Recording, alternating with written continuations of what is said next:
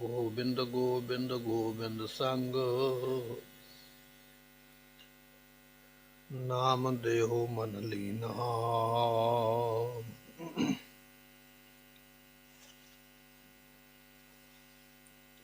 Odd ਦਾਮ ਕੋ ਚੀਪਰੋ ਹੋਇਓ ਲਾਖੀ ਨਾ।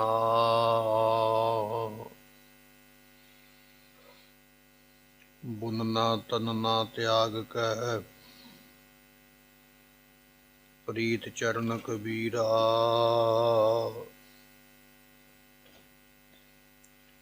ਨੀਚ ਕੁੱਲਾ ਜੁਲਾਹਰਾ ਭਇਓ ਗੁਨੀ ਗਹੀਰਾ। ਰਵਿਦਾਸ ਸਟਵੰਤਾ ਢੋਰ ਨੀਤ ਤਿਨ ਤਿਆਗੀ ਮਾਇਆ। ਪ੍ਰਗਟ ਹੋਆ ਸਾਧ ਸੰਗ ਹਰ ਦਰਸ਼ਨ ਪਾਇਆ। ਸਹਿਨਾਈ ਬੁਤਕਾਰੀਆ ਉਹ ਘਰ ਘਰ ਸੁਣਿਆ। ਹਿਰਦੈ ਵਸਿਆ ਪਾਰ ਬ੍ਰਹਮ ਭਗਤਾ ਮਹਿ ਗਣਿਆ। ਇਹ ਬਿਦ ਸੁਨ ਕੇ ਜਟਰੋ ਉਠ ਭਗਤੀ ਲਾਗਾ। ਮਿਲੈ ਪ੍ਰਤੱਖ ਗੁਸਾਈਆਂ ਧੰਨਾ ਵਡ ਭਾਗਾ। ਇਹ ਬਿਦ ਸੁਨ ਕੇ ਜਟਰੋ ਉਠ ਭਗਤੀ ਲਾਗਾ। ਮਿਲੈ ਪ੍ਰਤੱਖ ਗੁਸਾਈਆਂ ਧੰਨਾ ਵਡ ਭਾਗਾ। ਸੁਖਾ ਟਲ ਗੁਰ ਸੇਵੀਐ ਐਨਸ ਸਹਿਜ ਸੁਭਾਏ। ਦਰਸ਼ਨ ਪਰਸਿਐ ਗੁਰੂ ਕੇ ਜਨਮ ਮਰਨ ਦੁਖ ਜਾਏ। ਹੋਵੈ ਸਿਫਤ ਕਸਮਦੀ ਨੂਰ ਅਰਸੋਂ ਕੁਰਸੋਂ ਚਟੀਐ। ਤੁਧ ਡਿਠੇ ਸੱਚੇ ਪਾਤਸ਼ਾਹ ਮਲ ਜਨਮ ਜਨਮ ਦੀ ਕਟੀਐ।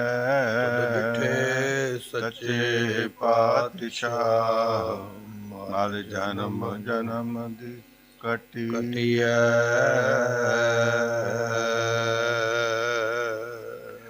ਸਤਿਨਾਮ ਸ੍ਰੀ ਵਾਹਿਗੁਰੂ ਸਾਹਿਬ ਜੀਓ। ਰਾਗ ਗੌਂਡ ਬਾਣੀ ਭਗਤਾਂ ਕੀ ਕਬੀਰ ਜੀ ਘਰ ਪਹਿਲਾ ਗੌਂਡ। ਆਕਾਸ਼ ਗਗਨ ਪਤਾਲ ਗਗਨ ਹੈ ਚੌਂ ਦਿਸ ਗਗਨ ਰਹਾਈਲੇ। ਆਨੰਦ ਮੂਲ ਸਦਾ ਪੁਰਖੋਤਮ ਕਟ ਬਿਨਸੈ ਗਗਨ ਜਾਈਲੇ। ਮੋਹੇ ਬਿਰਾਗ ਭਇਓ ਇਹੋ ਜਿਉ ਆਏ ਕਹਾਂ ਗਇਓ। ਆਕਾਸ਼ ਗਗਨ ਪਤਾਲ ਗਗਨ ਹੈ ਚੌਂ ਦਿਸ ਗਗਨ ਰਹਾਈਲੇ। ਵਾਹਿਗੁਰੂ ਜੀ ਕਾ ਖਾਲਸਾ ਵਾਹਿਗੁਰੂ ਜੀ ਕੀ ਫਤਿਹ। ਸਾਹਿਬ ਸਤਿਗੁਰੂ ਸ੍ਰੀ ਗੁਰੂ ਗ੍ਰੰਥ ਸਾਹਿਬ ਪਾਤਸ਼ਾਹ ਮਹਾਰਾਜ ਸਾਹਿਬ ਜੀਆਂ ਦੀ ਪਾਵਨ ਪਵਿੱਤਰ ਹਜ਼ੂਰੀ ਦਾ ਆਨੰਦ ਮਾਣ ਰਹੀ ਗੁਰੂ ਕੀ ਸੰਗਤ। ਸਤਿਗੁਰੂ ਜੀ ਮਹਾਨ ਕਿਰਪਾ ਕਰਕੇ ਸਤ ਸੰਗਤ ਦਾ ਇਹ ਅੰਮ੍ਰਿਤ ਵੇਲੇ ਦਾ ਸੁਭਾਗਾ ਸਮਾਂ ਸਾਨੂੰ ਬਖਸ਼ਿਸ਼ ਕੀਤਾ ਹੈ।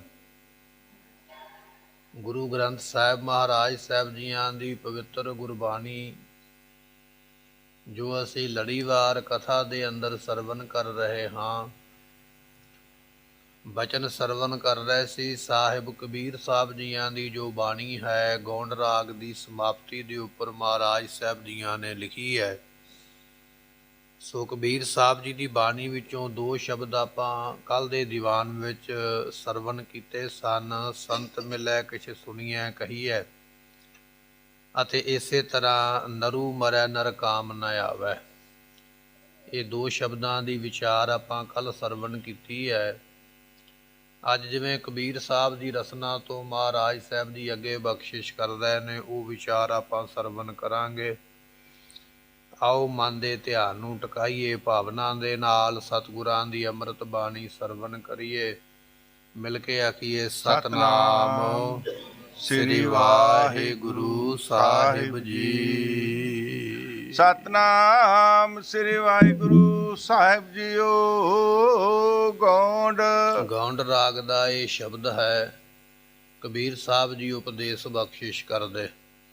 ਕਿਸੇ ਜਗਿਆਸੂ ਨੂੰ ਪਹਿਲਾਂ ਵੈਰਾਗ ਦਾ ਉਪਦੇਸ਼ ਦਿੰਦਿਆਂ ਹੋਇਆਂ ਤੇ ਪਰਮੇਸ਼ਰ ਸਾਰੇ ਥਾਵਾਂ ਤੇ ਪਰਿਪੂਰਨ ਹੈ, ਇਹ ਬਚਨ ਸਾਨੂੰ ਅੱਜ ਪ੍ਰਾਪਤ ਹੋਵੇਗਾ ਕਿ ਅਕਾਲ ਪੁਰਖ ਕਿਵੇਂ ਪਰਿਪੂਰਨ ਹੈ। ਕੁਝ ਲੋਕ ਆਖਦੇ ਪਰਮੇਸ਼ਰ ਹੈ ਹੀ ਨਹੀਂ, ਕੁਝ ਲੋਕ ਆਖਦੇ ਕੋਈ ਆਤਮਾ ਨਹੀਂ ਹੈ, ਸਰੀਰ ਹੀ ਹੈ ਸਭ ਕੁਝ।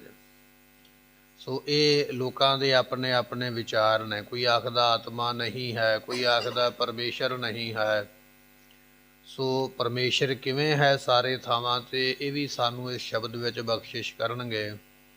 ਔਰ ਵੈਰਾਗ ਕਿਵੇਂ ਆਉਣਾ ਹੈ ਸੰਸਾਰ ਦੇ ਵਿੱਚ, ਉਹ ਵੀ ਉਪਦੇਸ਼ ਕਬੀਰ ਸਾਹਿਬ ਜੀ ਇਸ ਸ਼ਬਦ ਵਿੱਚ ਬਖਸ਼ਿਸ਼ ਕਰਦੇ ਹਨ। ਆਕਾਸ਼ ਗਗਨ ਪਤਾਲ ਗਗਨ ਹੈ। ਲੱਗੇ ਭਾਈ ਪਰਮਾਤਮਾ ਸਾਰਿਆਂ ਥਾਵਾਂ ਤੇ ਹੀ ਹੈ, ਕੋਈ ਇਹੋ ਜਿਹੀ ਜਗ੍ਹਾ ਨਹੀਂ ਹੈ ਜਿੱਥੇ ਉਹ ਪਰਿਪੂਰਨ ਨਾ ਹੋਵੇ। ਆਕਾਸ਼ ਜਿਹੜੇ 7 ਆਕਾਸ਼ ਨੇ ਨਾ ਭਾਈ, ਗ੍ਰੰਥਾਂ ਵਿੱਚ ਮੰਨੇ ਨੇ, ਹਿੰਦੂ ਧਾਰਮਿਕ ਜਿਹੜੇ ਗ੍ਰੰਥ ਨੇ ਉਹਨਾਂ ਵਿੱਚ ਇਹ ਬਚਨ ਲਿਖਿਆ ਹੋਇਆ। ਜਿਹੜੇ 7 ਆਕਾਸ਼ ਮੰਨੇ ਹਨ, ਇਹਨਾਂ ਆਕਾਸ਼ਾਂ ਵਿੱਚ ਗਗਨ ਕਹੀਏ ਚੇਤਨ ਦੇਵ ਪਰਮਾਤਮਾ ਆਪ ਹੈ। ਉਹ ਦੇਵ ਰੂਪ ਜੋ ਪ੍ਰਕਾਸ਼ ਸਰੂਪ ਪਰਮਾਤਮਾ ਹੈ ਨਾ, ਉਹ ਇਹਨਾਂ 7 ਆਕਾਸ਼ਾਂ ਵਿੱਚ ਆਪ ਹੀ ਬਿਰਾਜਮਾਨ ਹੋ ਰਿਹਾ। ਸਾਰੇ ਥਾਵਾਂ 'ਤੇ ਉਸ ਦੀ ਜੋਤ ਹੈ। ਜਿਵੇਂ ਬਚਨ ਆਉਂਦਾ ਜਿਮੀ ਜਮਾਨ ਕਹਿ ਬਿਖੈ ਸਮਸਤ ਏਕ ਜੋਤ ਹੈ। ਜਮਾਨ ਨਾਮ ਗੁਰਮੁਖੋ ਆਕਾਸ਼ ਦਾ ਹੀ ਹੈ, ਜਿਮੀ ਨਾਮ ਧਰਤੀ ਦਾ ਹੈ, ਜਿਮੀ ਜਮਾਨ। ਸੋ ਇੱਥੇ ਕਬੀਰ ਸਾਹਿਬ ਜੀ ਕਹਿਣ ਲੱਗੇ ਭਾਈ ਪਿਆਰਿਓ, ਬਚਨ ਇਹ ਹੈ ਵੀ ਜਿਹੜੇ 7 ਆਕਾਸ਼ ਮੰਨੇ ਨੇ ਨਾ ਹਿੰਦੂ ਮਤ ਦੇ ਗ੍ਰੰਥਾਂ ਦੇ ਵਿੱਚ, ਉਹਨਾਂ 7 ਆਕਾਸ਼ਾਂ ਦੇ ਵਿੱਚ ਦੇਵ ਜੋ ਪ੍ਰਕਾਸ਼ ਸਰੂਪ ਪਰਮਾਤਮਾ ਹੈ, ਉਸ ਦੀ ਹੀ ਚੇਤਨ ਸਤਾ ਕੰਮ ਕਰ ਰਹੀ ਹੈ।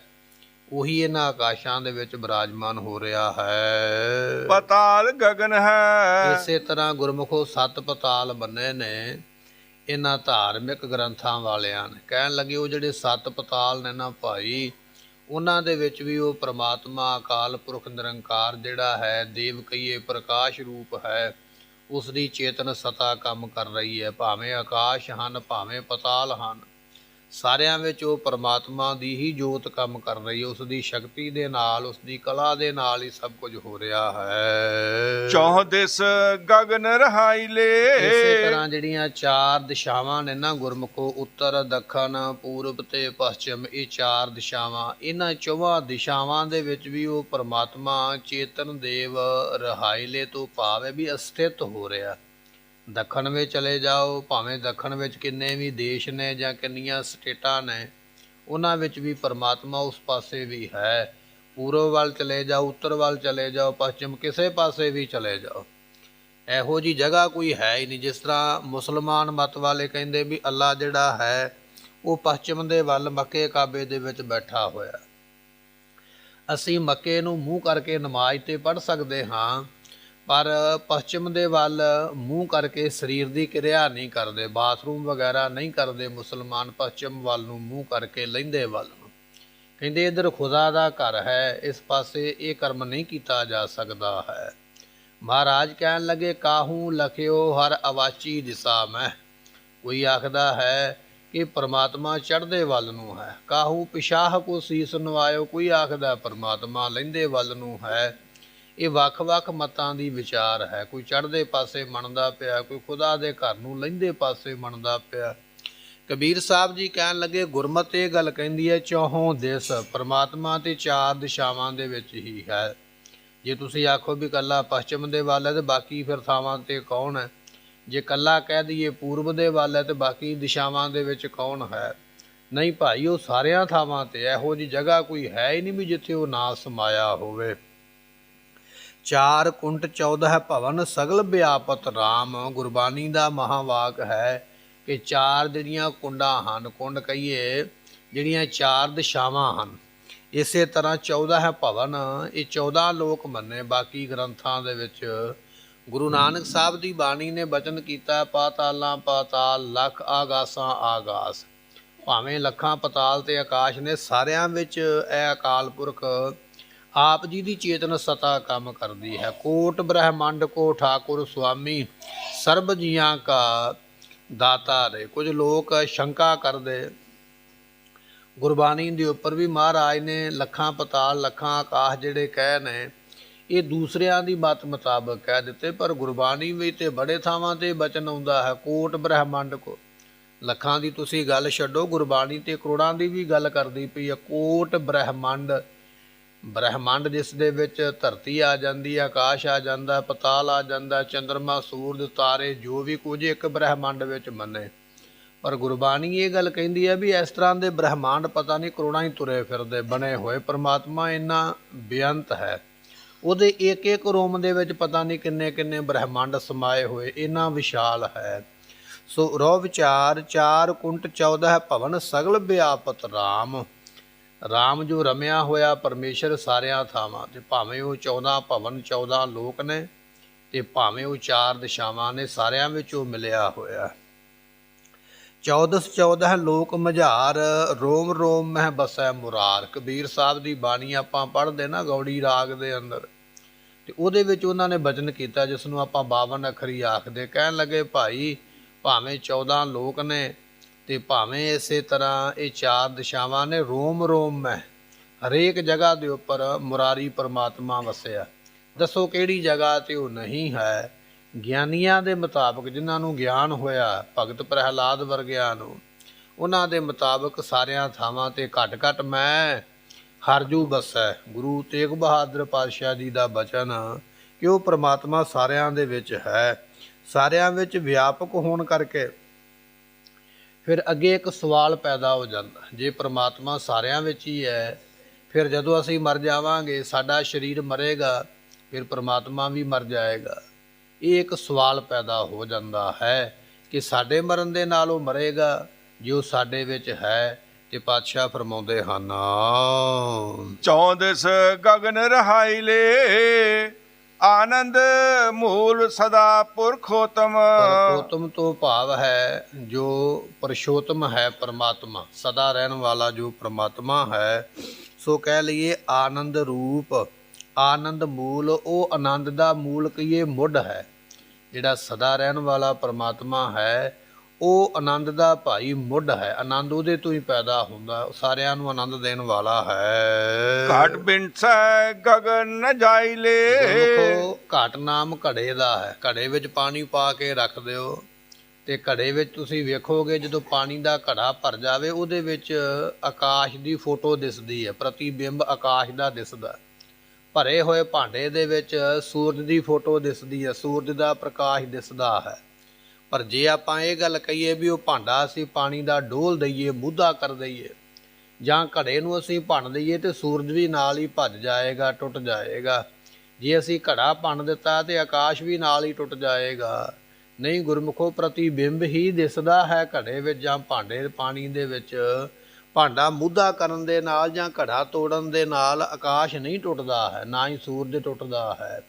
ਇਸੇ ਤਰ੍ਹਾਂ ਇਹ ਸਾਡੇ ਸਰੀਰਾਂ ਰੂਪੀ ਘੜੇ ਹਨ, ਇਹਦੇ ਵਿੱਚ ਪਰਮਾਤਮਾ ਦਾ ਪ੍ਰਤੀਬਿੰਬ ਹੈ, ਉਸ ਦੀ ਜੋਤ ਹੈ ਸਾਡੇ ਅੰਦਰ। ਪਰ ਸਾਡਾ ਸਰੀਰ ਟੁੱਟਣ ਦੇ ਨਾਲ, ਖਤਮ ਹੋਣ ਦੇ ਨਾਲ ਜਾਂ ਮੌਤ ਹੋਣ ਦੇ ਨਾਲ ਪਰਮਾਤਮਾ ਨਹੀਂ ਟੁੱਟਦਾ ਹੈ। ਕਿਵੇਂ ਨਹੀਂ ਟੁੱਟਦਾ ਹੈ? ਜਿਵੇਂ ਘੜੇ ਦੇ ਪਾਣੀ ਵਿੱਚ ਫੋਟੋ ਜ਼ਰੂਰ ਆਕਾਸ਼ ਦੀ ਦਿਸਦੀ ਹੈ, ਪਰ ਘੜਾ ਟੁੱਟਣ ਦੇ ਨਾਲ ਆਕਾਸ਼ ਨਹੀਂ ਟੁੱਟ ਜਾਂਦਾ। ਇਸੇ ਤਰ੍ਹਾਂ ਉਸ ਦੀ ਚੇਤਨ ਸਤਾ ਸਾਡੇ ਸਰੀਰ ਵਿੱਚ ਹੈ ਜ਼ਰੂਰ, ਪਰ ਜੇ ਅਸੀਂ ਕਹੀਏ ਵੀ ਹੁਣ ਸਾਡਾ ਸਰੀਰ ਨਾਸ਼ਵੰਤ ਹੋ ਗਿਆ ਹੈ ਤੇ ਪਰਮਾਤਮਾ ਵੀ ਨਾਸ ਹੋ ਜਾਵੇਗਾ, ਨਹੀਂ ਭਾਈ, ਉਹ ਨਾਸ ਨਹੀਂ ਹੁੰਦਾ ਹੈ। ਬਾਣੀ ਬਚਨ ਬਖਸ਼ਿਸ਼ ਕਰਦੀ ਹੈ, ਘੱਗਾ ਘਟ ਘਟ ਨਿਮਸੈ ਸੋਈ, ਘਟ ਫੂਟੇ ਘਟ ਕਬਹਿ ਨਾ ਹੋਈ। ਘਟਾਂ ਘਟਾਂ ਵਿੱਚ ਵਸਣ ਵਾਲਾ ਪਰਮਾਤਮਾ ਘੜਾ ਟੁੱਟਣ ਦੇ ਨਾਲ ਕਦੇ ਆਪ ਨਹੀਂ ਟੁੱਟਦਾ ਹੈ।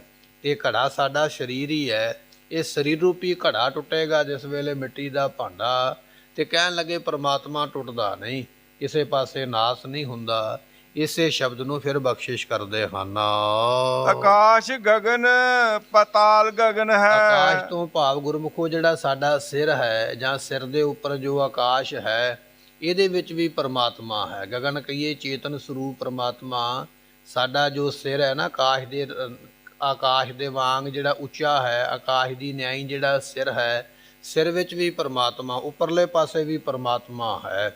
ਜਾਂ ਸਾਡੇ ਸਿਰ ਦੇ ਉੱਪਰ ਜਿਹੜਾ ਆਕਾਸ਼ ਹੈ, ਉਸ ਆਕਾਸ਼ ਦੇ ਵਿੱਚ ਵੀ ਪਰਮਾਤਮਾ ਸਮਾਇਆ ਹੈ। ਪਾਤਾਲ ਗਗਨ ਤੇ ਹੈ। ਪਤਾਲ ਜਿਹੜੇ ਸਾਡੇ ਪੈਰ ਨੇ, ਨੀਚਲਾ ਹਿੱਸਾ ਸਾਡੇ ਸਰੀਰ ਦਾ, ਇਹਨਾਂ ਪੈਰਾਂ ਦੇ ਵਿੱਚ ਵੀ ਪਰਮਾਤਮਾ ਸਮਾਇਆ ਹੋਇਆ। ਜਾਂ ਕਹਿ ਲਈਏ ਪੈਰਾਂ ਵਾਲੇ ਪਾਸੇ ਜਿਹੜੀ ਧਰਤੀ ਹੈ, ਭੈ ਵਿੱਚ ਧਰਤੀ ਦੱਬੀ ਭਾਰ, ਜਿਸ ਧਰਤੀ ਤੇ ਅਸੀਂ ਖਲੋਤੇ ਹੋਏ ਹਾਂ, ਇਸ ਧਰਤੀ ਦੇ ਵਿੱਚ ਵੀ ਉਹ ਪ੍ਰਮਾਤਮਾ ਦਾ ਨਿਵਾਸ ਹੈ। ਬਖਸ਼ਿਸ਼ ਕਰਦੇ ਹਨ।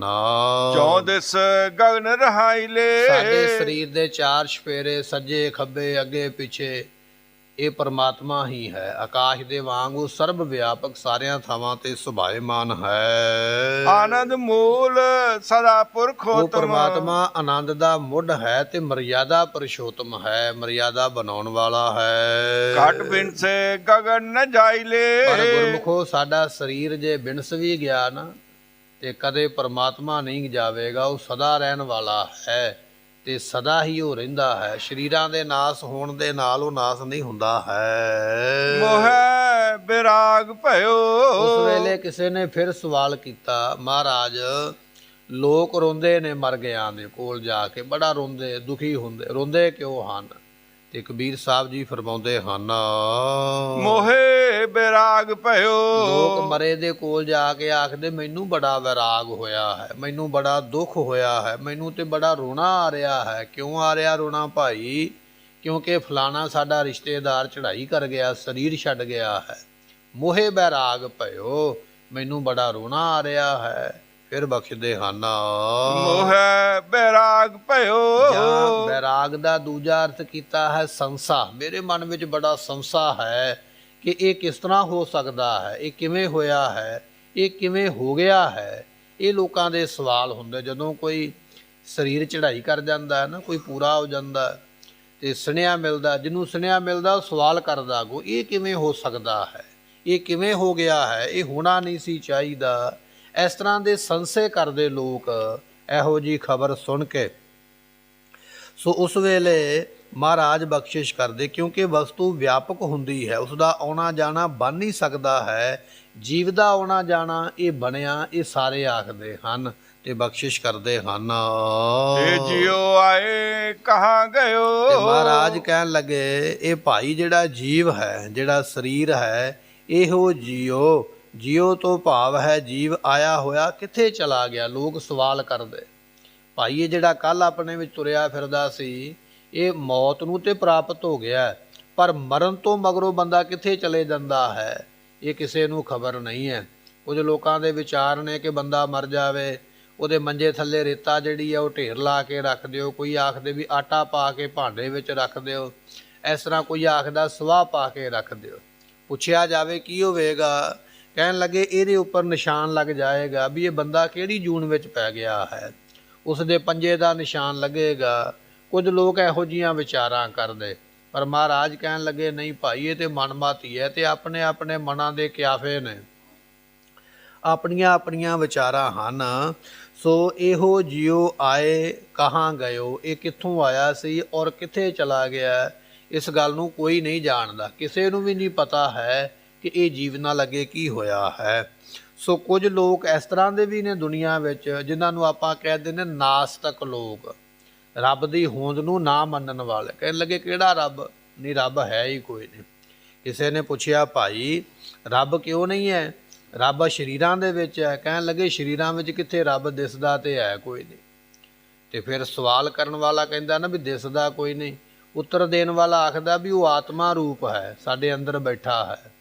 ਤੇ ਸਵਾਲ ਕਰਨ ਵਾਲਾ ਕਹਿੰਦਾ ਵੀ ਜੇ ਆਤਮਾ ਰੂਪ ਹੈ ਤੇ ਦਿਸਦਾ ਕਿਉਂ ਨਹੀਂ? ਸਰੀਰ ਦਿਸਦਾ ਹੈ, ਫਿਰ ਆਤਮਾ ਕਿਉਂ ਨਹੀਂ ਦਿਸਦੀ ਹੈ?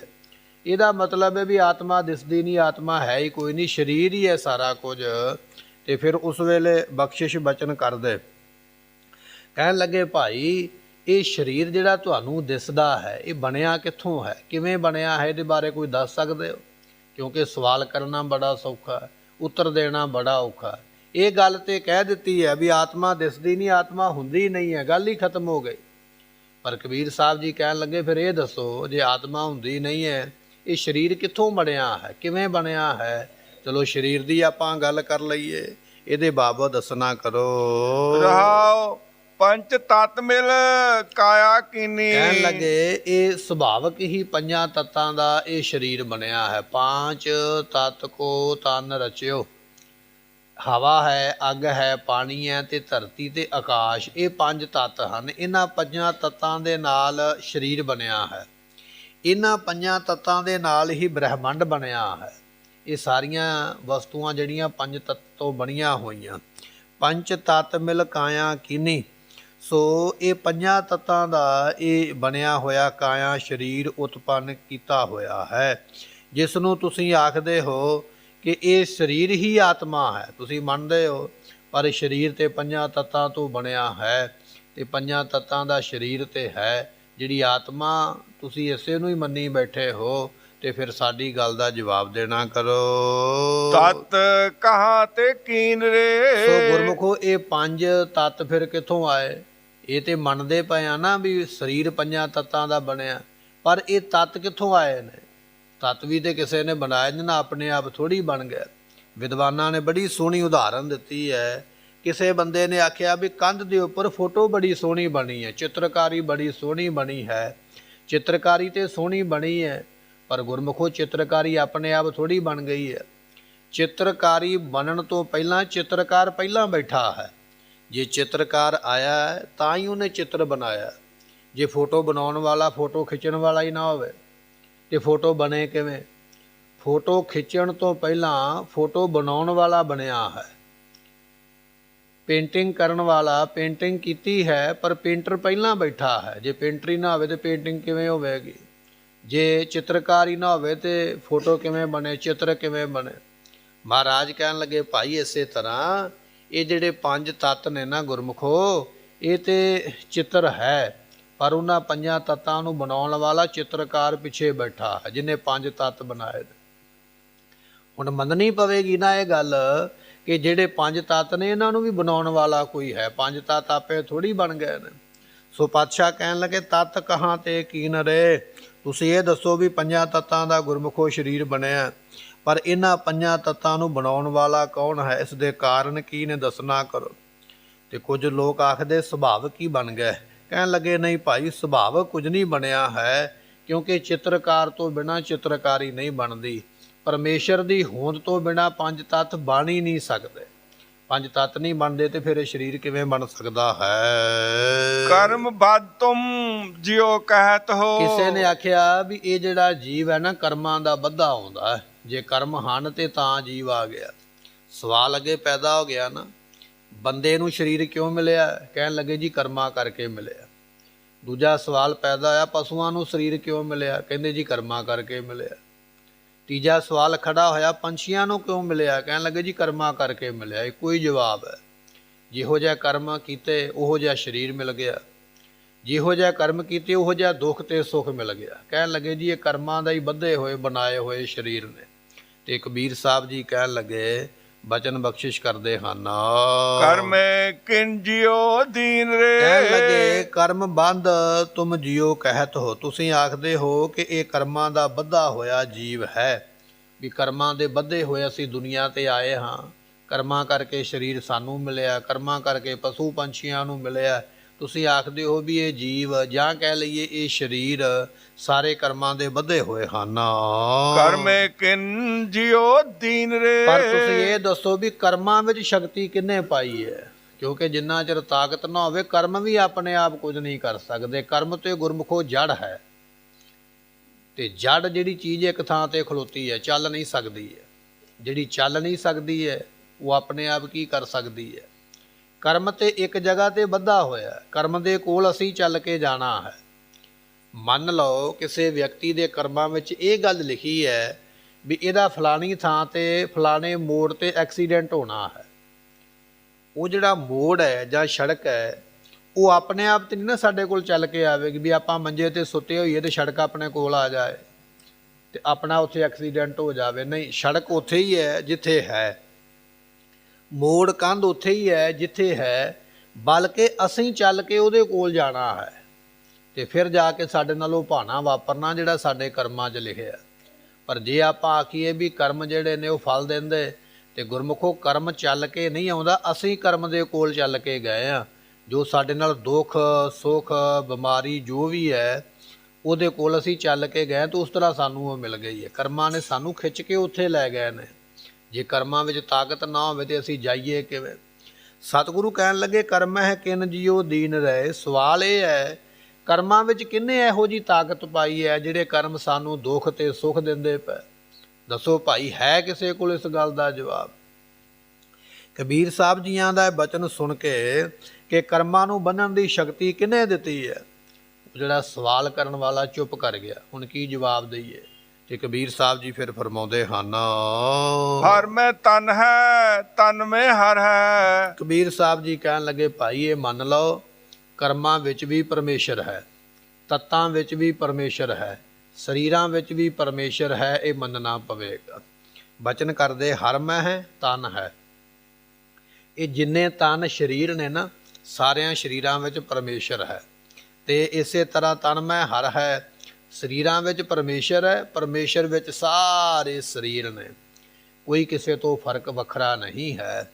ਜੇ ਅਸੀਂ ਇਹ ਗੱਲ ਕਹਿ ਦਈਏ ਕਿ ਉਹ ਪਰਮਾਤਮਾ ਸਾਡੇ ਸਰੀਰਾਂ ਵਿੱਚ ਹੈ ਤੇ ਸਾਡੇ ਸਰੀਰ ਉਸ ਪਰਮਾਤਮਾ ਦੇ ਵਿੱਚ ਨੇ, ਇੱਕਮਿਕ ਹੀ ਹੈ। ਸੋ ਬਚਨ ਇਹ ਹੈ ਹਰ ਮੈਂ ਤਨ ਹੈ ਤਨ ਮੈਂ ਹਰ ਹੈ। ਸੋ ਸਾਰੇ ਸਰੀਰਾਂ ਵਿੱਚ ਪਰਮਾਤਮਾ ਹੈ ਔਰ ਪਰਮਾਤਮਾ ਸਾਰੇ ਸਰੀਰਾਂ ਵਿੱਚ ਹੈ। ਭਾਵੇਂ ਸਾਡੇ ਕਰਮ ਨੇ, ਕਰਮ ਵੀ ਆਪਣੇ ਆਪ ਫਲ ਨਹੀਂ ਦਿੰਦੇ। ਜਿੰਨਾ ਚਿਰ ਕਰਮਾਂ ਵਿੱਚ ਪਰਮਾਤਮਾ ਆਪਣੀ ਤਾਕਤ ਨਹੀਂ ਰੱਖਦਾ ਉਹਨਾਂ ਚਿਰ ਕਰਮ ਵੀ ਫਲ ਨਹੀਂ ਦੇਵੇਗਾ। ਇਸੇ ਤਰ੍ਹਾਂ ਪੰਜ ਤੱਤ ਨੇ, ਜਿਨ੍ਹਾਂ ਤੱਤਾਂ ਤੋਂ ਸਰੀਰ ਬਣਿਆ, ਬ੍ਰਹਿਮੰਡ ਬਣਿਆ। ਪੰਜ ਤੱਤ ਵੀ ਆਪਣੇ ਆਪ ਕੁਝ ਨਹੀਂ ਕਰ ਸਕਦੇ ਜਿੰਨਾ ਚਿਰ ਪਰਮਾਤਮਾ ਉਹਨਾਂ ਵਿੱਚ ਤਾਕਤ ਨਾ ਭਰੇ, ਸ਼ਕਤੀ ਨਾ ਦੇਵੇ। ਇਹ ਪੰਜ ਤੱਤ ਵੀ ਤਾਂ ਕੰਮ ਕਰਦੇ ਕਿਉਂਕਿ ਉਹਨਾਂ ਵਿੱਚ ਹਰ ਹੈ, ਪਰਮਾਤਮਾ ਹੈ। ਇਹ ਕਰਮ ਵੀ ਤਾਂ ਦੁੱਖ ਤੇ ਸੁੱਖ ਦਾ ਫਲ ਦਿੰਦੇ ਕਿਉਂਕਿ ਉਹਨਾਂ ਦੇ ਵਿੱਚ ਹਰ ਹੈ, ਪਰਮੇਸ਼ਰ ਹੈ। ਇਹ ਸਾਡਾ ਸਰੀਰ ਦੁੱਖ ਤੇ ਸੁੱਖ ਤਾਂ ਭੋਗਦਾ ਹੈ ਕਿਉਂਕਿ ਸਾਡੇ ਸਰੀਰਾਂ ਨੇ ਕਰਮਾਂ ਦਾ ਹਿਸਾਬ ਦੇਣਾ ਹੈ। ਸਰੀਰਾਂ ਵਿੱਚ ਪਰਮਾਤਮਾ ਹੈ, ਪਰਮਾਤਮਾ ਵਿੱਚ ਸਾਰੇ ਸਰੀਰ ਹਨ। ਸਰਬ ਨਿਰੰਤਰ ਸੋਏ ਰੇ। ਸਾਰਿਆਂ ਦੇ ਵਿੱਚ ਨਿਰੰਤਰ ਕਹੀਏ ਇੱਕ ਰਸ, ਪਰਮਾਤਮਾ ਬਿਲਕੁਲ ਸਾਰਿਆਂ ਵਿੱਚ ਬਰਾਬਰ ਹੀ ਹੈ। ਕੋਈ ਇਹੋ ਜਿਹੀ ਜਗ੍ਹਾ ਨਹੀਂ, ਕੋਈ ਇਹੋ ਜਿਹਾ ਸਰੀਰ ਨਹੀਂ ਜਿੱਥੇ ਪਰਮਾਤਮਾ ਨਹੀਂ ਹੈ। ਸਾਰਿਆਂ ਵਿੱਚ ਭਾਈ ਇੱਕ ਰਸ ਹੀ ਹੈ। ਕਹਿ ਕਬੀਰ RAM ਨਾਮ ਨਾ ਛੋਡੋ। ਇਸ ਕਰਕੇ ਕਬੀਰ ਸਾਹਿਬ ਜੀ ਕਹਿਣ ਲੱਗੇ ਭਾਈ ਇਹ ਦੁੰਦਵਾਦ ਇਹ ਸਭ ਕੁਝ ਛੱਡ ਦਿਓ। ਕੀ ਕਰੋ? ਰਾਮ ਦੇ ਨਾਮ ਨੂੰ ਜਪੀ ਚੱਲੋ ਜਿੰਨਾ ਜਪਿਆ ਜਾਂਦਾ। ਇਹ ਸਰੀਰ ਕਿੱਥੋਂ ਆਇਆ ਹੈ, ਇਹ ਆਤਮਾ ਕਿੱਥੋਂ ਆਈ ਹੈ, ਇਹ ਕਰਮ ਕਿੱਥੋਂ ਆਏ ਨੇ? ਨਹੀਂ, ਇਹਨਾਂ ਗੱਲਾਂ ਨੂੰ ਪਰੇ ਛੱਡ ਦਿਓ। ਕੀ ਕਰੀਏ? ਨਾਮ ਜਪੀਏ। ਇੱਕ ਮਹਾਤਮਾ ਨੇ, ਇੱਕ ਵਿਅਕਤੀ ਨੇ ਮਹਾਤਮਾ ਨੂੰ ਸਵਾਲ ਕੀਤਾ ਨਾ, ਕਹਿਣ ਲੱਗਾ ਜੀ ਭਰਮ ਕਿਸ ਤਰ੍ਹਾਂ ਦਾ ਹੈ? ਅਸੀਂ ਸਾਰੇ ਭਰਮ ਵਿੱਚ ਹੀ ਪਏ ਆ ਨਾ। ਕੋਈ ਆਖਦਾ ਕਰਮ ਇਹ ਹੋ ਗਿਆ, ਕੋਈ ਆਖਦਾ ਵੀ ਦੁੱਖ ਮਿਲ ਗਿਆ, ਸੁੱਖ ਮਿਲ ਗਿਆ। ਅਸੀਂ ਇਸ ਤਰ੍ਹਾਂ ਭਰਮਾਂ ਵਿੱਚ ਪਏ ਹੋਏ। ਕਿਸੇ ਵਿਅਕਤੀ ਨੇ ਆਖਿਆ ਜੀ ਭਰਮ ਕਿੱਥੋਂ ਆਇਆ ਹੈ, ਭਰਮ ਕਿਵੇਂ ਪੈਦਾ ਹੁੰਦਾ? ਤੇ ਮਹਾਤਮਾ ਨੇ ਬੜਾ ਸੋਹਣਾ ਜਵਾਬ ਦਿੱਤਾ। ਕਹਿਣ ਲੱਗੇ ਤੇਰੇ ਬੈਠਿਆਂ ਤੇਰੀ ਝੋਲੀ ਵਿੱਚ ਸੱਪ ਡਿੱਗ ਪਵੇ ਤੇ ਸਭ ਤੋਂ ਪਹਿਲਾਂ ਤੂੰ ਕੀ ਕਰੇਂਗਾ? ਕਹਿਣ ਲੱਗਾ ਜੀ ਸਭ ਤੋਂ ਪਹਿਲਾਂ ਮੈਂ ਸੱਪ ਨੂੰ ਚੁੱਕ ਕੇ ਪਰੇ ਸੁੱਟਾਂਗਾ, ਜਾਂ ਕੋਈ ਇਸ ਤਰ੍ਹਾਂ ਦਾ ਕੰਮ ਕਰਾਂਗਾ ਵੀ ਸੱਪ ਮੈਨੂੰ ਡੰਗ ਨਾ ਮਾਰੇ। ਤੇ ਮਹਾਤਮਾ ਕਹਿੰਦੇ ਤੂੰ ਪਹਿਲਾਂ ਇਹ ਕਿਉਂ ਨਹੀਂ ਕੀਤਾ ਵੀ ਸੱਪ ਆਇਆ ਕਿੱਥੋਂ ਹੈ, ਰੁੱਖ ਤੇ ਕਿਵੇਂ ਚੜਿਆ, ਰੁੱਖ ਤੋਂ ਡਿੱਗਾ ਕਿਵੇਂ, ਮੇਰੀ ਝੋਲੀ ਵਿੱਚ ਕਿਉਂ ਡਿੱਗਾ, ਸੱਪ ਕਿੱਧਰ ਦੀ ਆਇਆ, ਤੂੰ ਇਹ ਕਿਉਂ ਨਹੀਂ ਵੇਖਿਆ। ਕਹਿਣ ਲੱਗੇ ਮਹਾਂਪੁਰਖੋ, ਜੇ ਮੈਂ ਇਹੀ ਵੇਖਦਾ ਰਵਾਂ ਵੀ ਸੱਪ ਕਿੱਧਰੋਂ ਆਇਆ, ਕਿਵੇਂ ਆ ਗਿਆ, ਡਿੱਗਾ ਕਿਵੇਂ, ਤੇ ਇੰਨੇ ਚਿਰ ਨੂੰ ਤੂੰ ਉਹਨੇ ਡੰਗ ਮਾਰ ਦੇਣਾ। ਜਦੋਂ ਡੰਗ ਮਾਰ ਦਿੱਤਾ ਤੇ ਫਿਰ ਮੈਂ ਮਰ ਜਾਵਾਂਗਾ। ਸੱਪ ਕਿੱਥੋਂ ਆਇਆ, ਕਿੱਥੋਂ ਡਿੱਗਾ, ਕਿਵੇਂ ਡਿੱਗਾ, ਮੈਂ ਇਸ ਗੱਲ ਵੱਲ ਨਹੀਂ ਵੇਖਿਆ। ਮੈਂ ਤੇ ਇਹ ਵੇਖਿਆ ਵੀ ਇਹਨੂੰ ਹੁਣ ਕੱਢ ਕੇ ਸੁੱਟਣਾ ਕਿਵੇਂ ਆ ਤੇ ਬਚਣਾ ਕਿਵੇਂ। ਮਹਾਂਪੁਰਖ ਕਹਿਣ ਲੱਗੇ ਤੇਰੇ ਸਵਾਲ ਦਾ ਜਵਾਬ ਹੀ ਇਹੋ ਹੀ ਹੈ। ਤੂੰ ਪੁੱਛਦਾ ਪਿਆ ਨਾ ਵੀ ਭਰਮ ਕਿਵੇਂ ਪੈਂਦਾ, ਭਰਮ ਕਿਵੇਂ ਆਉਂਦਾ, ਭਰਮ ਵਿੱਚ ਕਿਵੇਂ ਪਈਦਾ। ਇਹ ਤੇ ਬਸ ਉਹ ਗੱਲ ਹੈ ਵੀ ਸੱਪ ਕਿੱਧਰੋਂ ਆਇਆ, ਕਿਵੇਂ ਆਇਆ। ਸਾਰਿਆਂ ਤੋਂ ਵੱਡੀ ਗੱਲ ਇਹ ਆ ਵੀ ਸੱਪ ਜੇ ਕੋਲ ਆ ਗਿਆ ਤੇ ਉਹਨੂੰ ਚੁੱਕ ਕੇ ਸੁੱਟਣਾ ਕਿਵੇਂ ਤੇ ਬਚਾ ਕਿਵੇਂ ਕਰਨਾ। ਭਰਮ ਕਿਵੇਂ ਪਿਆ, ਕਰਮ ਕਿਵੇਂ ਬਣੇ ਨੇ, ਦੁੱਖ ਕਿਵੇਂ ਆਇਆ, ਸੁੱਖ ਕਿਵੇਂ ਆਇਆ, ਇਹਨਾਂ ਗੱਲਾਂ ਨੂੰ ਛੱਡ ਦੇ। ਇਹ ਤੇ ਉਹ ਗੱਲ ਹੋਈ ਵੀ ਸੱਪ ਕਿਵੇਂ ਆ ਗਿਆ। ਕੰਮ ਇਹ ਕਰ ਵੀ ਇਸ ਕਰਮ ਤੋਂ ਬਚਣਾ ਕਿਵੇਂ ਹੈ। ਇਹ ਜਿਹੜਾ ਪਾਪ ਦਾ ਕਰਮ ਹੈ ਕਿਵੇਂ ਬਚਾਂ, ਇਹ ਜਿਹੜਾ ਮੇਰੇ ਉੱਪਰ ਦੁੱਖ ਸੁੱਖ ਆ ਗਿਆ ਹੈ ਇਹ ਤੋਂ ਬਚਣਾ ਕਿਵੇਂ ਆ। ਗੱਲ ਬਚਾ ਕਰਨ ਦੀ ਹੈ। ਆਇਆ ਕਿੱਥੋਂ ਹੈ, ਉਹ ਸੱਪ ਦਾ ਰਾਹ ਕੁੱਟਿਆ ਕੁਛ ਨਹੀਂ ਬਣਨਾ। ਸੱਪ ਲੰਘ ਗਿਆ ਆਨੰਦ ਮਗਰੋਂ ਕੋਈ ਬੰਦਾ ਉਹਦੀ ਲੀਕ ਨੂੰ ਕੁੱਟੀ ਜਾਵੇ, ਇੱਥੋਂ ਸੱਪ ਲੰਘ ਕੇ ਗਿਆ। ਸੱਪ ਦੀ ਪੈੜ ਕੁੱਟਿਆਂ ਕੁਛ ਨਹੀਂ ਹੋਣਾ। ਸੱਪ ਕਿੱਧਰੋਂ ਆਇਆ ਉਹਦੀ ਤਹਿਕੀਕਾਤ ਕੀਤਿਆਂ ਵੀ ਕੁਝ ਨਹੀਂ ਹੋਣਾ ਕਿ ਪਹਿਲਾਂ ਤਹਿਕੀਕਾਤ ਕਰੀਏ ਵੀ ਕਿੱਥੋਂ ਆਇਆ, ਕੌਣ ਛੱਡ ਕੇ ਗਿਆ। ਨਹੀਂ, ਆ ਗਿਆ ਬਸ ਉਹ ਤੋਂ ਬਚਾ ਕਰ। ਇਸੇ ਤਰ੍ਹਾਂ ਗੁਰਮੁਖੋ ਭਰਮ ਹੈ, ਇਸੇ ਤਰ੍ਹਾਂ ਗੁਰਮੁਖੋ ਕਰਮ ਹੈ। ਕਰਮ ਕਿੱਥੋਂ ਆਇਆ, ਕਿਵੇਂ ਆਇਆ, ਇਸ ਗੱਲ ਨੂੰ ਛੱਡ। ਇਸ ਕਰਮ ਤੋਂ ਹੁਣ ਬਚਣਾ ਕਿਵੇਂ ਹੈ ਇਹ ਯਤਨ ਕਰ। ਭਰਮ ਤੋਂ ਕਿਵੇਂ ਬਚਣਾ ਤੇ ਕਬੀਰ ਸਾਹਿਬ ਜੀ ਫਰਮਾਉਂਦੇ ਹਨ, ਕਹਿ ਕਬੀਰ ਰਾਮ ਨਾਮ ਨਾ ਕਬੀਰ ਸਾਹਿਬ ਜੀ ਛੱਡੋ। ਕਹਿਣ ਲੱਗੇ ਬਸ ਇਹੋ ਗੱਲ ਆਖੋ, ਰਾਮ ਰਾਮ ਰਾਮ। ਇਹ ਗੱਲ ਕਹੇ ਵਾਹਿਗੁਰੂ ਵਾਹਿਗੁਰੂ ਵਾਹਿਗੁਰੂ। ਇਹ ਕਰਮ ਕਰ ਜਿਹਦੇ ਨਾਲ ਤੇਰੇ ਕਰਮ ਵੀ ਛੁੱਟ ਜਾਣਗੇ, ਤੇਰੇ ਭਰਮ ਵੀ ਛੁੱਟ ਜਾਣਗੇ, ਤੈਨੂੰ ਤੇਰੇ ਸਵਾਲਾਂ ਦਾ ਜਵਾਬ ਵੀ ਮਿਲੇਗਾ। ਰੱਬ ਦੇ ਨਾਮ ਦੀ ਬੰਦਗੀ ਕਰਨਾ ਕਰ। ਸਹਜੇ ਹੋਏ ਸੋ ਹੋਏ ਰੇ। ਸਹਜੇ ਕਹਿ ਲਈਏ ਵੀ ਜੋ ਹੋ ਰਿਹਾ ਹੈ ਉਸ ਨੂੰ ਹੋਣ ਹੀ ਦਿਓ। ਸਰੀਰ ਦੀ ਕਿਰਿਆ ਦੇ ਅਨੁਸਾਰ ਸੁਤੇ ਸਿੱਧ ਜੋ ਰਿਹਾ। ਸਾਡੀ ਸਰੀਰ ਦੀ ਕਿਰਿਆ ਹੈ ਨਾ, ਇਹ ਤੇ ਦੁੱਖ ਵੀ ਆਵੇਗਾ, ਸੁੱਖ ਵੀ ਆਏਗਾ, ਖੁਸ਼ੀਆਂ ਵੀ ਆਉਣਗੀਆਂ, ਗਮ ਵੀ ਆਏਗਾ। ਜਦੋਂ ਖੁਸ਼ੀਆਂ ਆਈਆਂ ਉਦੋਂ ਤਾਂ ਅਸੀਂ ਵੇਖਿਆ ਨਹੀਂ ਵੀ ਕਿੱਧਰੋਂ ਆਈਆਂ, ਨੱਚਣ ਲੱਗ ਪਏ। ਪਰ ਜਦੋਂ ਗਮ ਆਇਆ ਫਿਰ ਅਸੀਂ ਵੇਖਿਆ ਵੀ ਇਹ ਕਿਉਂ ਆਇਆ। ਕੋਈ ਪਦਾਰਥ ਆ ਗਿਆ, ਅਸੀਂ ਨਹੀਂ ਵੇਖਿਆ ਵੀ ਇਹ ਕਿੱਧਰੋਂ ਆਇਆ, ਪਰ ਜੇ ਪਦਾਰਥ ਚਲਾ ਗਿਆ ਫਿਰ ਗਿਆ ਕਿਉਂ ਹੈ, ਇਹਦੇ ਬਾਰੇ ਬੜੀ ਖੋਜ ਕੀਤੀ ਹੈ। ਕਦੇ ਕਿਸੇ ਬੰਦੇ ਦੀ ਲਾਟਰੀ ਲੱਗ ਜਾਵੇ, ਕਿਸੇ ਬੰਦੇ ਨੂੰ ਧਨ ਮਿਲ ਜਾਵੇ, ਪੈਸਾ ਮਿਲ ਜਾਵੇ, ਨੌਕਰੀ ਮਿਲ ਜਾਵੇ, ਉਹ ਕਦੇ ਕਿਸੇ ਸਿਆਣੇ ਕੋਲ ਪੁੱਛਣ ਗਿਆ ਵੀ ਨੌਕਰੀ ਮੈਨੂੰ ਕਿਉਂ ਮਿਲੀ ਹੈ, ਇਹ ਲਾਟਰੀ ਮੇਰੀ ਕਿਉਂ ਲੱਗੀ ਹੈ, ਇਹ ਧਨ ਮੈਨੂੰ ਕਿਉਂ ਮਿਲਿਆ, ਨਹੀਂ ਪੁੱਛਣ ਗਿਆ। ਪਰ ਜੇ ਕਿਤੇ ਦੁੱਖ ਆ ਜਾਵੇ, ਕੋਈ ਬਿਮਾਰੀ ਲੱਗ ਜਾਵੇ, ਕੋਈ ਘਾਟਾ ਪੈ ਜਾਵੇ, ਫਿਰ ਸਾਡੀ ਦੁਨੀਆ ਸਿਆਣਿਆਂ ਵੱਲ ਭੱਜਦੀ ਹੈ ਵੀ ਕਿਸੇ ਸਿਆਣੇ ਨੂੰ ਪੁੱਛ ਕੇ ਆਈਏ ਵੀ ਦੁੱਖ ਕਿਉਂ ਆਇਆ ਹੈ, ਬਿਪਤਾ ਕਿਉਂ ਪਈ ਹੈ। ਮਹਾਰਾਜ ਕਹਿਣ ਲੱਗੇ ਜਦੋਂ ਸੁੱਖ ਆਇਆ ਉਦੋਂ ਤੇ ਕਿਸੇ ਨੂੰ ਨਹੀਂ ਪੁੱਛਿਆ ਵੀ ਸੁੱਖ ਕਿਉਂ ਆਇਆ, ਕਿੱਧਰੋਂ ਆਇਆ, ਕਿਹਨੇ ਦਿੱਤਾ। ਸੁੱਖ ਮਿਲਿਆ ਤੇ ਲੱਭਣ ਦਾ ਯਤਨ ਨਹੀਂ ਕੀਤਾ, ਦੁੱਖ ਮਿਲਿਆ ਤੇ ਲੱਭਦਾ ਪਿਆ ਵੀ ਦਿੱਤਾ ਕਿਹਨੇ। ਇਹ ਤੇਰੀ ਹਾਲਤ ਹੈ। ਪਰਮਾਤਮਾ ਦਾ ਸ਼ੁਕਰਗੁਜ਼ਾਰ ਕਰ। ਜੇ ਦੁੱਖ ਆ ਗਿਆ ਇਹ ਵੀ ਉਸ ਦਾ ਭਾਣਾ ਹੈ, ਤੇਰੇ ਕਰਮਾਂ ਵਿੱਚ ਆਇਆ। ਪੁੱਛਣ ਦੀ ਲੋੜ ਨਹੀਂ ਕਿਸੇ ਨੂੰ ਜਾ ਕੇ ਵੀ ਮੈਨੂੰ ਦੁੱਖ ਕਿਹਨੇ ਦਿੱਤਾ। ਜੇ ਤੈਨੂੰ ਸੁੱਖ ਮਿਲਿਆ ਹੈ ਤੇ ਇਹ ਵੀ ਤੇਰੇ ਕਰਮਾਂ ਦੀ ਨਿਸ਼ਾਨੀ ਆਪਣੇ ਆਪ ਆ ਗਿਆ। ਪਰਮਾਤਮਾ ਦਾ ਸ਼ੁਕਰ ਕਰ, ਪੁੱਛਣ ਦੀ ਤਾਂ ਵੀ ਲੋੜ ਨਹੀਂ ਵੀ ਕਿਹਨੇ ਦਿੱਤਾ ਹੈ। ਸਹਿਜੇ ਹੋਏ ਸੋ ਹੋਏ ਰੇ। ਸਹਿਜੇ ਸੁਭਾਵਕ ਹੀ ਸੁਤੇ ਸਿੱਧੀ। ਤੇਰੇ ਕਰਮਾਂ ਦੇ ਮੁਤਾਬਕ ਦੁੱਖ ਆ ਰਿਹਾ, ਕਰਮਾਂ ਦੇ ਮੁਤਾਬਕ ਸੁੱਖ ਆ ਰਿਹਾ। ਪਰਮਾਤਮਾ ਦਾ ਇਹ ਹੁਕਮ ਜਾਣ ਕੇ ਵੀ ਕਰਮਾਂ ਮੁਤਾਬਕ ਦਾਤ ਮਿਲਦੀ ਪਈ ਆ, ਉਸ ਨੂੰ ਮਾਣ ਲੈ, ਉਸ ਨੂੰ ਮੰਨ ਲੈ। ਪਰ ਸੁੱਖ ਆ ਗਿਆ ਤੇ ਅਸੀਂ ਨਹੀਂ ਪੁੱਛਦੇ, ਦੁੱਖ ਆ ਗਿਆ ਤੇ ਅਸੀਂ ਪੁੱਛਣ ਭੱਜ ਜਾਂਦੇ ਵੀ ਕਿਉਂ ਆਇਆ। ਕਹਿਣ ਲੱਗੇ ਨਹੀਂ ਭਾਈ, ਦੱਸ ਵੀ ਕੋਈ ਨਹੀਂ ਸਕੇਗਾ। ਕਿਸੇ ਸਿਆਣੇ ਕੋਲ ਚਲੇ ਜਾਓ, ਦੁੱਖ ਕਿਵੇਂ ਆਇਆ, ਕਿਉਂ ਆਇਆ, ਦੱਸ ਨਹੀਂ ਸਕੇਗਾ। ਉਹ ਕੇਵਲ ਇਲਜ਼ਾਮ ਲਾਏਗਾ, ਤੇਰਾ ਫਲਾਣਾ ਗੁਆਂਢੀ ਬੜਾ ਮਾੜਾ, ਤੇਰਾ ਫਲਾਣਾ ਚਾਚਾ ਤਾਇਆ, ਚਾਚੀ ਤਾਈ, ਫਲਾਣੇ ਉਹ ਰਿਸ਼ਤੇਦਾਰ ਤੇਰੇ ਉਹ ਬੜੇ ਮਾੜੇ, ਤੈਨੂੰ ਦੁੱਖ ਉਹਨਾਂ ਨੇ ਦਿੱਤਾ ਹੈ। ਕਦੇ ਸਿਆਣਿਆਂ ਨੇ ਵੀ ਆਖਿਆ ਵੀ ਜਿਹੜਾ ਤੈਨੂੰ ਨਹੀਂ ਜਾਣਦਾ ਤੈਨੂੰ ਉਹਨੇ ਦੁੱਖ ਦਿੱਤਾ। ਉਹ ਇਹੋ ਹੀ ਗੱਲ ਕਹਿਣਗੇ ਵੀ ਤੇਰਾ ਫਲਾਣਾ ਜਾਣਨ ਵਾਲਾ ਤੈਨੂੰ ਉਹ ਦੁੱਖ ਦੇ ਕੇ ਗਿਆ। ਇਹੋ ਜਿਹਾ ਮਨ ਦੇ ਵਿੱਚ ਭਰਮ ਪਾ ਕੇ ਤੇਰੇ ਕੋਲੋਂ ਤੈਨੂੰ ਲੁੱਟਣਾ ਹੈ, ਤੇਰਾ ਧਨ ਖੋਣਾ ਹੈ। ਪਰ ਦੱਸ ਉਹ ਵੀ ਨਹੀਂ ਸਕਦੇ, ਕਿਉਂਕਿ ਕਾਰਨ ਇਹ ਆ ਵੀ ਜੇ ਦੁੱਖ ਆਇਆ ਤੇ ਕਰਮਾਂ ਦਾ ਆਇਆ। ਜੇ ਸੁੱਖ ਆਇਆ ਤੇ ਕਰਮਾਂ ਦਾ ਆਇਆ। ਕਰਮਾਂ ਨੂੰ ਜਾਣ ਕੇ ਸੁੱਖ ਤੇਰਾ ਦਿੱਤਾ ਲਹੀਏ। ਤੁਧ ਭਾਵੈ ਤਾਂ ਨਾਮ ਜਪਾਵੈ। ਜੇ ਤੈਨੂੰ ਭਾਉਂਦਾ ਤੁਸੀਂ ਨਾਮ ਜਪਾਉਂਦੇ ਹੋ। ਭਾਉਂਦਾ ਹੈ ਤੇ ਕਰਮ ਬਣਦੇ। ਭਾਉਂਦਾ ਹੈ ਸੁੱਖ ਤੇ ਦੁੱਖ। ਕਹਿਣ ਲੱਗੇ ਸਹਿਜੇ ਹੋਏ ਸੋ ਹੋਏ ਰੇ। ਨਿਰਯਤਨ ਹੋ ਜਾਓ। ਦੁੱਖ ਆ ਗਿਆ ਸੁੱਖ ਆ ਗਿਆ, ਪਰਮਾਤਮਾ ਦਾ ਹੁਕਮ ਹੈ, ਕਰਮਾਂ ਦੇ ਵਿੱਚ ਆਉਂਦਾ ਹੈ।